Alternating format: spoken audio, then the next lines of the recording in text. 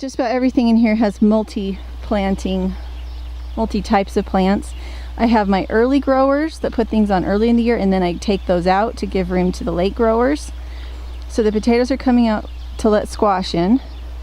With the corn, the squash is a low grower, while the corn is a high grower.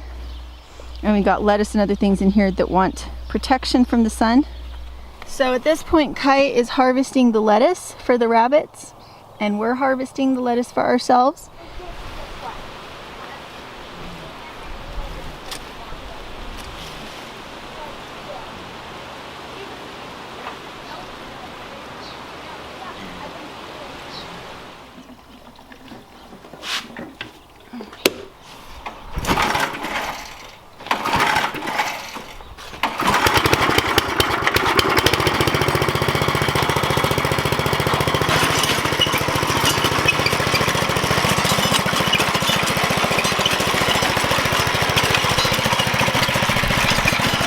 So this year I wanted to leave the mulch in the pathways and just rototill the row itself, plant, and see if it does as well as it did the last 2 years when I used a tractor to deeply till everything.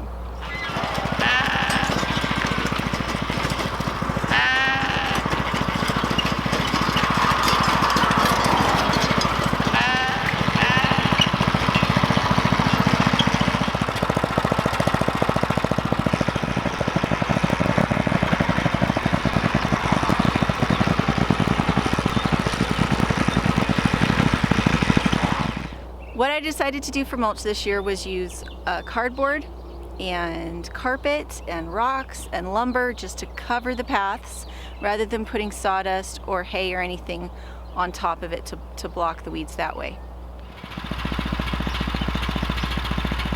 So far, the analysis of this method is that it's an awful lot more work than just tilling. Instead of being able to get the whole garden planted at once, I'm doing one row at a time about once a week because it's a lot of work.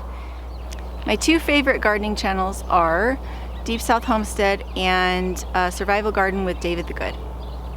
Both of them use tillage and long row in-ground gardens. When I started to garden the way that they garden, all of a sudden I had more food than I knew what to do with. This year, I thought I'd go with some of the hype, lots of mulch, minimal tillage. With this kind of mild, light surface tilling, it's been so much work that I have been intimidated by my garden this year. My takeaway is if you want a really big garden, till it. Now, one of the reasons people don't like tillage is because your topsoil can blow away. So for me, I don't know if you guys can see this, but all the way around my garden I have hedges, and I have swales, and I have perennial gardens around my vegetable garden on the windward side. And so if I till, that garden stays in place because the wind can't really actually get to the garden. All right, so these are my carpet paths. As you can see, there are rocks along the windward side. There's cardboard underneath the path on that side. We still have some there in the back that flipped up when we had an alternating wind. Usually it comes from the southwest. This time it came from the north, and we didn't have anything holding it down on the north, so it flipped up. I also have some rows here that have no mulch besides what we had on last year. Their weeds are coming in very nicely. These are the lambs that we raised on the milk goats. Hi, baby. What you doing? Tasty dress, huh?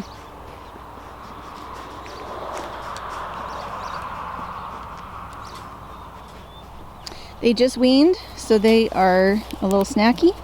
So we're making sure they get a mix of Timothy hay alfalfa pellets, beet pulp pellets, sunflower seeds, and a little bit of grain, just to keep their calories up a little bit. So what you're seeing in here right now is that the lambs and the baby goats, so all of the babies that were just weaned are here to keep the weeds down. If I I don't have animals in here grazing, it's going to be miserable next year to try and get ahead of those weeds. So they're grazing on the grass. We also feed them hay down here on the outside of the fence. And they're just keeping this side of the garden under control just in case I do happen to get enough energy to rototill the rest of these rows. This is the shape of the bed. It's a deep V, so it's a sunken bed instead of a raised bed. And in order for water to get down deep enough to make a difference for the plants, I had to be able to put a lot of water on it, and I need to hold that water in the bottom of the V. Again, my watering system is just old hoses with holes cut in them. And then that is covered with a cap from another old hose.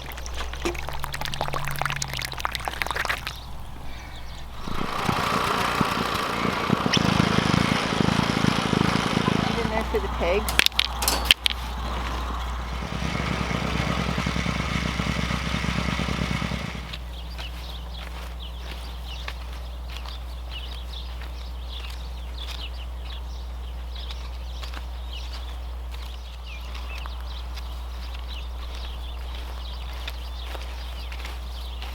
Okay, I have the nice deep V. Now I put seeds in the very bottom, and then I rake a little bit of soil from the edges onto the top of those seeds, and then I walk on it. That makes the surface really nice. Thanks, honey. That makes the surface really nice and flat for watering later. I don't usually use treated seed, but if I can find seed very inexpensively at a bulk price, I got 2 pounds for like $6 for pea seeds, and it was from last year's seeds, so it was a good deal, so I did get it. Just make sure your animals don't accidentally eat it, and make sure to wash your hands. Well, that was super smart. I put the bag down and the side seam split. Okay, so you're gonna see me put a whole bunch of pea seeds in here. I really put them in thick. They do better in my soil, super, super thick, than they do singly. It's just, I don't know why.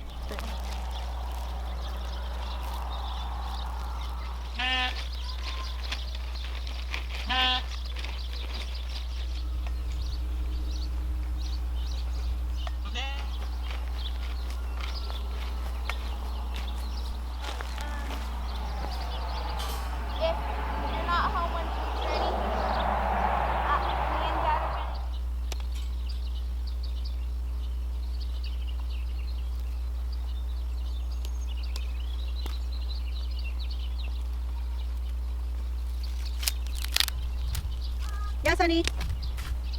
Yeah. Just one. Doing my best. Doing my best. I can finish cutting it if you want. No, I'm done. I love you. Have fun. Get back. With any seed, you don't really want to apply water until they have emerged. Otherwise, it forms a cap on the top.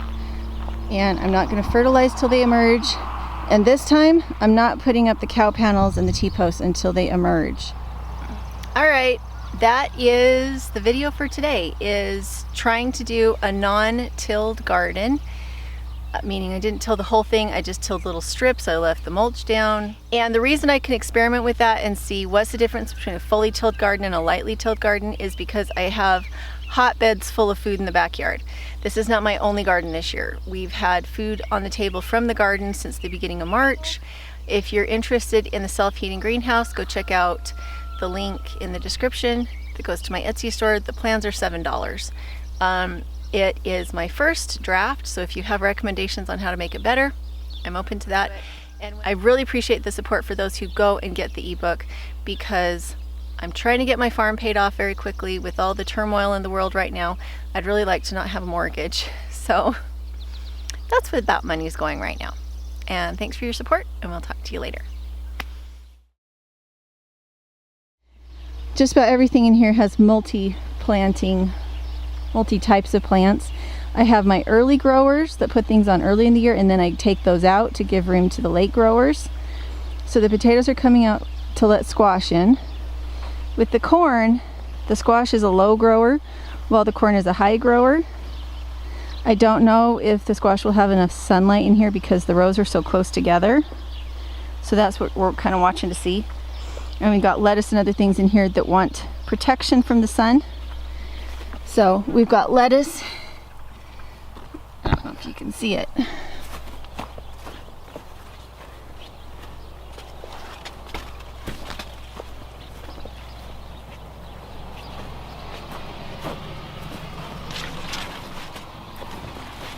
Here we go.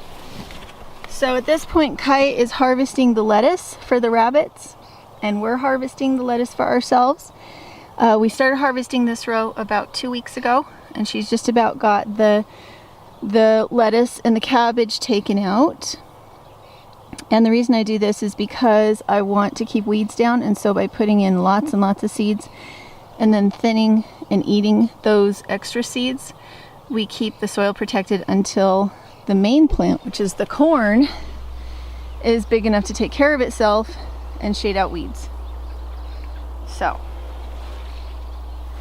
there's also lettuce in this one, but it's actually having an easier time because the potatoes are not keeping the sunlight out as much as the corn is. So the potatoes are still allowing a little sun. And this is a later bed. This was the last lighter bed to go in.